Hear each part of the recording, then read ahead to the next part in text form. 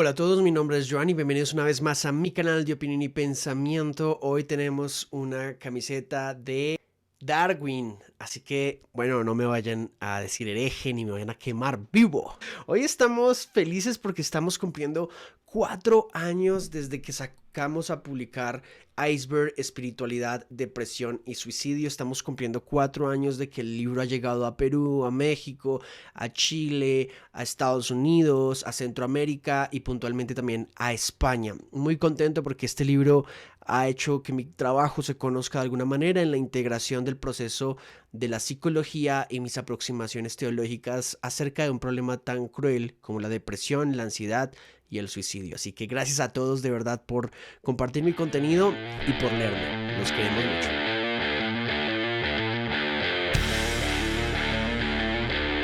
Y hoy vamos a reaccionar y opinar un video que está fresquito, lo acaba de sacar mi amigo Bruno de Cristiano Crítico. Ya tuvimos a Bruno aquí en Opinión y Pensamiento charlando acerca de varios temas. Y hoy quisiera que pudiésemos ver con ustedes un video muy interesante, de verdad que creo que no me voy a arrepentir nunca de recomendar el trabajo de Bruno de Cristiano Crítico, un teólogo que de verdad le sabe bastante y tiene bastante conocimiento del tema, así que es fuente de autoridad, fuerte de veracidad en las fuentes que da, en las apreciaciones que da y en sus conceptos teológicos acerca de varios temas. Vamos a ver el video sobre católicos versus protestantes, cuál es la verdadera iglesia. Creo que Bruno va a ser atacado y posiblemente van a hacerle muchas videoreacciones otros católicos y debería ser así, ¿no? Pero yo aquí le hago el aguante a él y vamos a escuchar qué es lo que tiene para decirnos. ¿Cuál es la verdadera Iglesia de Cristo? Este fue uno de los puntos álgidos de discusión durante la Reforma Protestante, cuando la Iglesia Católica Romana decía que era la única y verdadera Iglesia fundada por Cristo, y los protestantes decían que Roma no tenía el derecho de adjudicarse este título. Pero ¿quién tiene razón? Y si eres nuevo acá, mi nombre es Bruno, y en este espacio comparto contenido bíblico-teológico para vivir mejor conforme a la palabra de Dios. Y en este video te voy a explicar qué es realmente la Iglesia, cómo se forma a lo largo de los siglos esta discusión y qué debemos concluir hoy en día con respecto a la definición de la Iglesia. Y lo primero que hay que entender es que la Iglesia es el conjunto de todos los creyentes. Esto es lo que defiende y afirma Pablo en 1 Corintios y en Efesios, donde afirma de que somos un solo cuerpo, de que todos tenemos el mismo espíritu. Es decir, la Iglesia es un único cuerpo de creyentes. Y justamente cuando hay discusión en una iglesia sobre si unos son de uno, son de otro, Pablo les recuerda de que todos son del mismo fundamento. Todos Wow. son parte del mismo cuerpo de Cristo. Esto me encanta de la manera en que Bruno entiende el texto bíblico. Y más allá de un mero argumento filosófico, lógico, lo que tú quieras, Bruno entiende el poder teológico de la enseñanza. Pablo lo dice, lo menciona, y en estos conflictos entre quién es de quién, si uno es de Apolo, si el otro es de este y demás, Pablo siempre lleva el conflicto a una resolución teológica definitiva. Y respecto a este tema del fundamento, todos proceden del mismo fundamento, todos son uno en el fundamento, es bastante vital para entender el concepto de iglesia. Estas divisiones en realidad no tienen mucho sentido. Además de eso, tenemos que en el texto bíblico nunca se hace referencia a la iglesia como una única organización visible. Más bien tenemos todo lo contrario en el Nuevo Testamento, que cuando se habla de iglesia, usualmente se hace referencia a distintas iglesias. A las iglesias de Galacia, por ejemplo, a la iglesia de Éfeso, a la iglesia de Filipos, a la iglesia de Corinto, O sea, pero nunca se entiende que todas tengan que formar parte si, si a alguien no le quedó claro, vamos a hacérselo con dibujitos. Ah, Bruno es mi crack. de una única organización, sino que todas están unidas en amor porque son parte del cuerpo de Cristo y todas tienen el mismo espíritu. Entonces, ¿de dónde sale la discrepancia? Hay un pasaje clave de discrepancia de interpretación, que es el de Mateo 16, cuando se dice, respondiendo Simón Pedro, dijo, tú eres el Cristo, el Hijo del Dios viviente. Entonces le respondió Jesús, bienaventurado eres Simón, hijo de Jonás, porque no te lo reveló carne ni sangre, sino mi Padre que está en los cielos. Y yo también te digo, que tú eres Pedro, y sobre esta roca edificaré mi iglesia, y las puertas del Hades no prevalecerán contra ella. Y aquí hay una discrepancia importante que da pie a un endurecimiento y una tergiversación de cierta postura bíblica. Cuando Jesús dice tú eres Pedro, sobre esta roca edificaré mi iglesia, hay discusión sobre a qué se refiere roca. Y hay tres posturas. La primera es que roca se refiere directamente a Pedro. Pedro significa piedra, roca, entonces una lectura muy natural del texto en este contexto significaría que Jesús está diciendo sobre Pedro, sobre ti Pedro, voy a edificar mi iglesia. Esto es una interpretación razonable. Otra postura dice que la piedra a la que se refiere es... Mira, esto me encanta. Y, y es que Bruno concede objetiva y razonablemente las interpretaciones.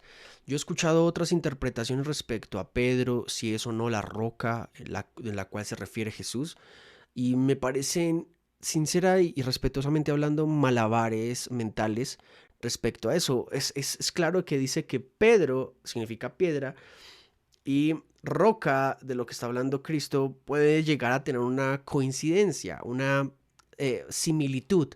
El problema aquí creo que viene después, ¿no? Pero me encanta cuando alguien objetivamente concede desde un bando distinto esas apreciaciones. Y esto habla de la objetividad del contenido. Es en realidad la verdad que Pedro está revelando, es decir, la verdad de que Jesús es el Cristo, es el Hijo del Dios viviente. Y la tercera interpretación es que se está refiriendo a Jesús mismo. Para hacer una afirmación teológica, para hacer una afirmación bíblica, no solo hay que leer el texto en su contexto. Hacer teología implica tomar todos los textos que se refieren a una verdad revelada y sobre eso obtener una conclusión. Hay una interpretación bien interesante que mis amigos de Fe Razonable fueron quienes me la compartieron y es de Michael Heiser. Y Heiser menciona que el lugar en donde Jesús está hablando sobre esta roca edificaré mi iglesia o la comunidad tiene que ver más con una interpretación sobre las puertas del Hades o la cercanía interpretativa que había en esa época en la zona acerca de las puertas del Hades o del inframundo. Y cómo de alguna manera es una forma aplastante respecto de la iglesia triunfante sobre el anticristo y el diablo y el poder de las tinieblas. Es una posición que no reconozco todavía en su sentido total, pero vale la pena echarle una vista después. En este caso estamos hablando de cuál es el fundamento de la iglesia. Este no es el único texto que hace referencia a eso. Hay que tomar en cuenta todos los otros textos para tener una conclusión. Y hay dos textos muy importantes que nos ayudan a esclarecer, que es el de Hechos 4:11 y el de Efesios 2:20. El pasaje de Hechos dice, este Jesús es la piedra reprobada por vosotros, los edificadores, la cual ha venido a ser cabeza del ángulo. Ahí está importante. Hacer doctrina, hacer interpretación sobre un único texto es muy tendencioso, es posiblemente erróneo. Y me gusta mucho que haya añadido esta de Hechos 4:11 sobre la piedra angular, ¿no? Creo que habla sobre la piedra del ángulo, de angular. El segundo pasaje de Efesios 2:20 es incluso más explícito, donde dice, así que ya no sois extranjeros ni advenedizos, sino conciudadanos de los santos y miembros de la familia de Dios, edificados sobre el fundamento de los apóstoles y profetas, siendo la principal piedra del ángulo Jesucristo mismo, en quien todo el edificio bien coordinado va creciendo para ser un templo santo del Señor. Ese pasaje es mucho más claro sobre que es Jesús el fundamento, es Jesús la piedra del ángulo. Así es. Es cierto que los apóstoles tienen un rol fundacional en la iglesia, pero no son el fundamento sobre el que descansa el evangelio, ni son el fundamento sobre el que puede descansar la iglesia. El principal fundamento es Cristo. Así es. Entonces no es que la iglesia esté fundada sobre Pedro, sino que está fundada sobre Cristo. La iglesia es el cuerpo de Cristo, Cristo es la cabeza de la iglesia. Todas estas son analogías, figuras que usa el texto bíblico para definir sobre qué está fundada la iglesia, sobre quién está fundada la iglesia. Sin embargo, la iglesia católica romana interpreta que este texto hace referencia a Pedro, y Pedro es el fundamento sobre el que se edifica la iglesia. Y lo más grave y preocupante es que de esta afirmación, de esta interpretación bíblica, se han jalado, se han sacado la infalibilidad del magisterio, por ejemplo, o la infalibilidad papal. Bruno se metió en las llagas, hermano, pero me fascina la manera en la que lo hace, ¿no? Mira, si voy a decirte sobre el trabajo no solo de Bruno, sino quizás de otros cuantos apologistas, es que con un hilo argumentativo muy lógico, muy razonable y objetivamente asequible a cualquier persona que quiera usar sus 5 sentidos más la lógica y más la razón para interpretarlo o examinarlo si se quiere. Bruno hace un gran trabajo para llegar a la llaga, a uno de los grandes problemas divisorios entre el catolicismo y el protestantismo. Y me parece fundamental la manera en que une un punto con el otro para llegar precisamente a decir, mira, aquí tenemos este problema y este problema es este específico. Me fascina la manera en que lo hace. En sus declaraciones ex cátedra. Tanto así que parte del dogma católico dice, Pedro es también el supremo maestro de la fe. Como tal, debe ser infalible en la promulgación oficial de la fe, tanto en su propia persona como en la de sus sucesores, puesto que por voluntad de Cristo la Iglesia ha de continuar hasta el fin de los tiempos. Esta es una deducción teológica en el mejor de los casos, pero realmente no tiene asidero bíblico la infalibilidad del magisterio ni la infalibilidad papal. Nunca se declara sobre la base del texto bíblico que alguno de estos hombres sea infalible. Se declara que son hombres de Dios, sí, pero más bien que son sumamente fallidos, que cometen errores, que no son perfectos y que todo lo que tienen es debido a Dios, no debido a una infalibilidad jerárquica que Cristo le asigna a Pedro o a alguno de los discípulos de Pedro. Además de esto, el pasaje de Mateo está claramente en futuro. Jesús habla de que va a fundar su iglesia, pero la iglesia no se funda hasta el día de Pentecostés, cuando Jesús manda al Espíritu Santo a morar en cada creyente y comienza el proceso de formación de la iglesia. Entonces, esta idea de que Jesús funda la iglesia católico-romana no tiene mayor asidero, y mucho menos al intentar sostener que Jesús funda una única organización visible, porque eso no lo vemos en el texto bíblico. Finalmente, tenemos el concepto de la sucesión apostólica, que es uno de los argumentos más fuertes que usa la Iglesia Católica Romana durante la Reforma Protestante, para decir que ellos son la única y verdadera iglesia, porque tienen la sucesión apostólica. Sus enseñanzas han descendido, bajado directamente desde los apóstoles, y por lo tanto ellos son los que pueden revelar la verdad. Y es cierto que la sucesión apostólica era una de las herramientas de defensa contra las herejías en los primeros siglos, pero no es lo que se intenta decir en la Reforma Protestante. La sucesión apostólica al comienzo era la declaración de dos cosas que se consideraban imposibles de contradecirse. Se decía que se estaba predicando el mismo evangelio de los apóstoles, es decir, lo que el obispo de tu iglesia predicaba era lo mismo que los apóstoles habían predicado, el mismo evangelio. Y al mismo tiempo, una forma práctica, apologética, de saber que tu obispo, que tu pastor era alguien que decía la verdad, era poder probar que esa persona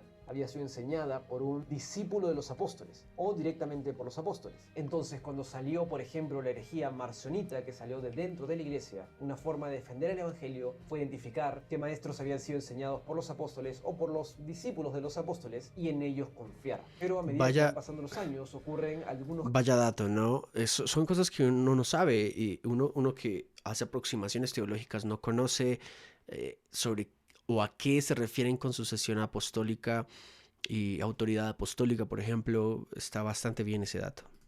Cambios importantes. Se cambia la idea del liderazgo compartido y al mismo nivel entre obispos y ancianos por un liderazgo mucho más vertical, donde comienza a haber un único obispo como líder de cada iglesia y los ancianos terminan estando debajo de él. Esto es una consecuencia que se da justamente por los ataques que recibe la iglesia, por las herejías que comienzan a nacer. Es mucho más ágil, mucho más fácil administrar una iglesia con una sola cabeza. Pero hay que entender que estas cabezas nunca se pretendieron infalibles, sino que en cada iglesia había un obispo y entre ellos tenían una relación igualitaria de amor. Pero no es hasta con Gregorio Magno, que se hace del término de papa, como hoy más o menos lo entendemos, que esto se recrudece mucho más y con su habilidad legal y con su habilidad política. A leer a Gregorio Magno, hermano. O sea, aquí lo que Bruno está haciendo es botándote unos datos importantísimos que creo que los pone en la mesa para que cada quien ya empiece a investigar por su propia cuenta.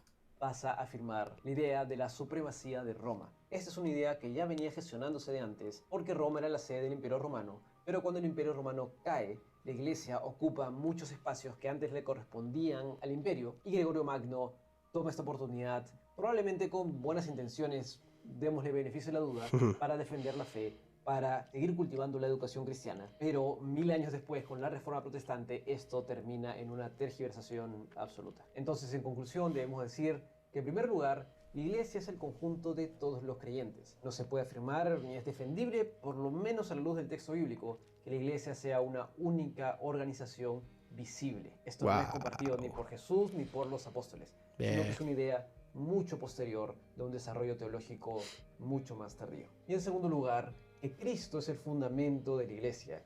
Cristo, es la verdad que Cristo comparte, el único y verdadero fundamento de toda la iglesia, de todo el cuerpo de creyentes. E intentar sostener que es un apóstol el único fundamento, el fundamento principal de la iglesia, realmente no es consecuente con toda la revelación bíblica con respecto a este tema, sino únicamente con un pasaje que puede interpretarse de esta forma, pero no con toda la revelación bíblica que tenemos sobre este tema. Y si hasta acá este video te gustó, no te olvides de darle like y suscribirte, que realmente ayuda a seguir difundiendo este contenido, a que siga haciendo estos videos. Y como siempre, sígueme para aprender más de la Biblia. Así es, vayan a apoyar el canal de Bruno. Bruno tiene un canal increíble, de hecho hace muy buenos shorts, buen material de consulta. De hecho yo cuando tengo algunas charlas para la iglesia tengo que ir al canal de Bruno y echarme una pasadita por allí porque necesito consultar. Así que sí, bueno, apoyo el canal de Bruno, está creciendo exponencialmente su canal y de verdad, vuelvo y lo digo, Bruno es uno de los 3 teólogos que mínimo por ahora yo recomiendo mucho a nivel personal respecto a historia de la iglesia y a teología como tal. Porque he observado que se meten en los temas que son difíciles de, digamos que un laico como uno o un profesional como nosotros o apologistas que tratamos de defender la verdad del cristianismo, no tenemos acceso a ese conocimiento. Y creo que Bruno Isla es uno, Néstor Díaz es otro y Lucas Magnin es otro. Obviamente hay teólogos de otro tipo de áreas que son meramente académicas, que no generan contenido para YouTube, como Pérez Millos, como Alfonso Ropero, como Justo González, bueno, pensadores que están en otras áreas específicas y que se dedican a esto. Pero de verdad, chicos, chicas, adolescentes, jóvenes y hermanos que entran en YouTube y en redes sociales a buscar este tipo de información, Bruno Isla, Néstor Díaz y Lucas Magnin son fuentes confiables de buen conocimiento, ¿vale? Así que bueno, nada, suscríbanse al canal, compártanlo con todos sus amigos, evidentemente vayan al canal de Bruno a ver su video y a compartirlo allá y a hacerle fuerza, porque hay que rodear a nuestros pensadores cristianos y a nuestras representantes en las redes sociales. Un abrazo, a Jesús honra, nos vemos en el próximo.